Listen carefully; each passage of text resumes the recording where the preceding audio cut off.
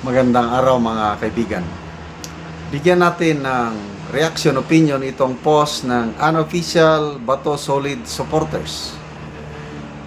Title, Tambalang Robredo Marcos sa 2028 isinusulong ng ilang netizens.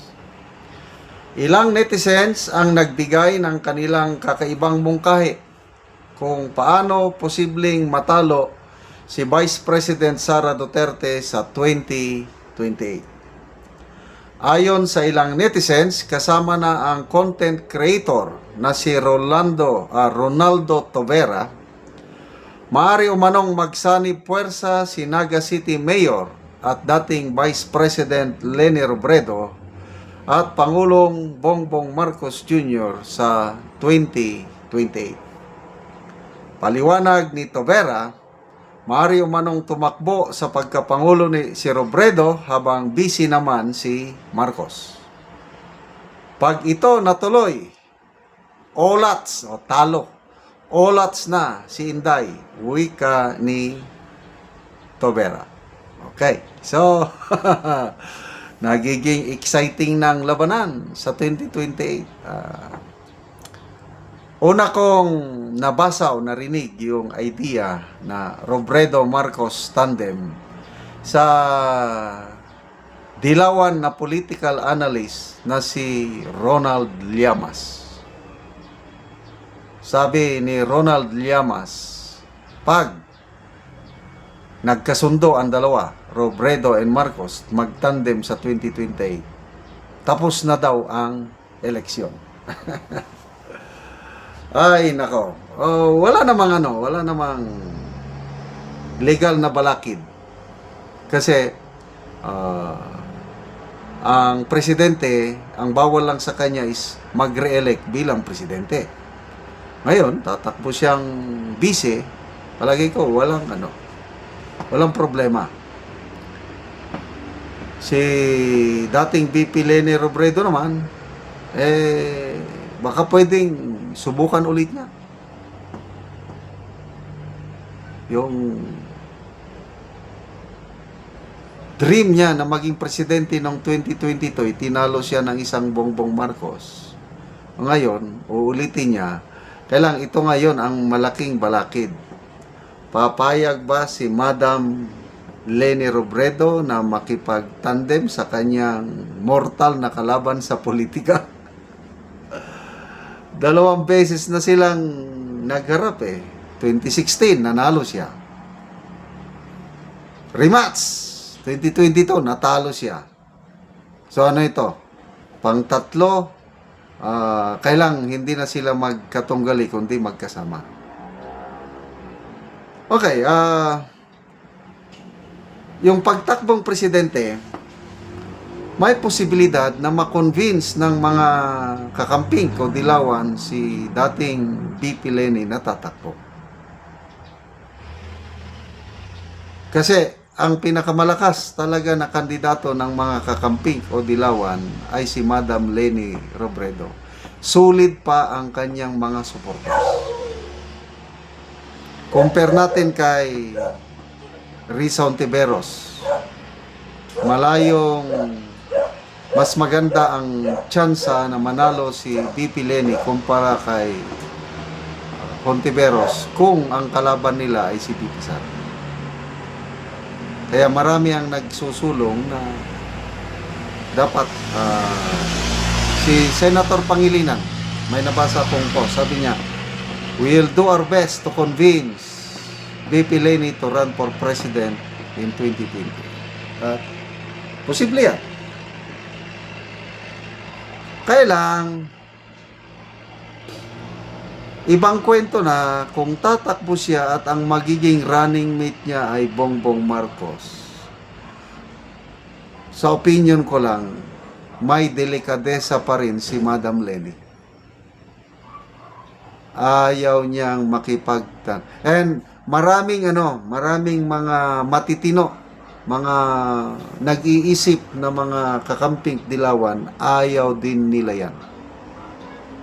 Mahahati ang puwersa nila pag ituloy nila yan kasi nga mortal na magkalaban yan, kakamping or Dilawan, mortal nilang kalaban ng mga Marcos. Bakit ka makipag-tie up? So, kung yan ang isusulong ng ilang mga Dilawan, ang problema ngayon, saan nila ilalagay si Risa Hontiveros? Kaya baka mamaya, pag ituloy nila yan, ay si Risa tatakbo on her own. Baka mas okay pa yung tambalang Robredo Hontiveros yan. Palagay ko pwedeng mag-give in si Senator Hontiveros, mag-vice president na lang siya at si Madam Leni ang kanyang presidente. Pwede yan. Kailan kung Robredo Marcos, wala. Aalma ang kampo ni sina Congresswoman De Lima, ex-Senator Trillanes, yun yung mga malalakas na supporter ni Senator Risa na kapag bitiw na sila ng salita na kung matatalo si Senator Risa sa 2028, alis na lang daw sila sa Pilipinas at maninirahan sa Amerika. Kaya malabo. Granting na magkatotoo, ano yung chances nilang mananalo kay BP Sara? To me, wala pa rin.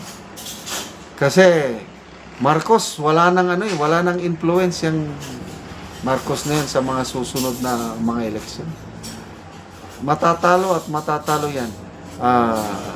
Itong mga negative na rating ng Pangulo ngayon, tuloy niyang maging tatakbong Vice President, tatalunin siya ni dalawang malakas na Vice President Bongo at saka si Senator Rapi Tulfo. Yan ang dalawang maglalaban sa Vice Presidency sa 2028. Marcos, wala. Ilalampaso. Kahit si Rapi Tulfo lang, tatalunin niya ang isang Bongbong Marcos, mas lalo na si Bongo. Nangunguna palagi si Bongo sa Vice President. Kaya, bring it on! Nakahanda na ang mga DDS na susuporta kay BP Sara at Bongo, aming pambato sa 2028. Salamat mga kaibigan sa inyong pagsubaybay sa ating channel. Nakakatulong kayo ng malaki sa tribong talanding ng Bukidnon. Kaya, ang sweldo natin sa channel na ito is namimigay tayo ng libreng yero at pako para makapagpatayo sila ng mas maayos na tahanan. Panoorin nyo ang video na ito. Muna ni si Angkol ang natabangan og sen.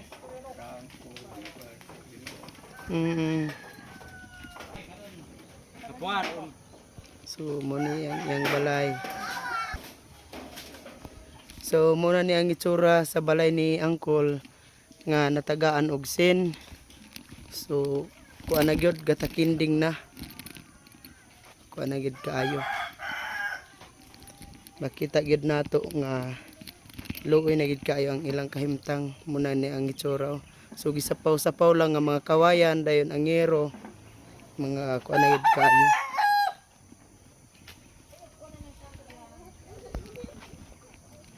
Itsura sa yang balay ni Angkol. So atong tan-aw dito sa sulod. So muna ni ang itsura sa pagpuyo ilang Angkol sa ilang balay. So kini lang gyud. So diri lang sila maka higda kulba. Muna ni ang ilang sulod, higdaan na nila. So kuan lang gyud kaayo. Gamay gyud kaayo. So muna ni ang itsura sa ilang atop dinhi sa sulod. So ang uban mga kawayan lang. Lisod gyud kaayo. So, kini na nga putol-putol na gyud nga yero. Og karon Kol pila na ni katuig ang imong balay nga inani nang itsura? 12 na ka tuig na akong balay nga dili maayo. 12 na ka tuig. Oo.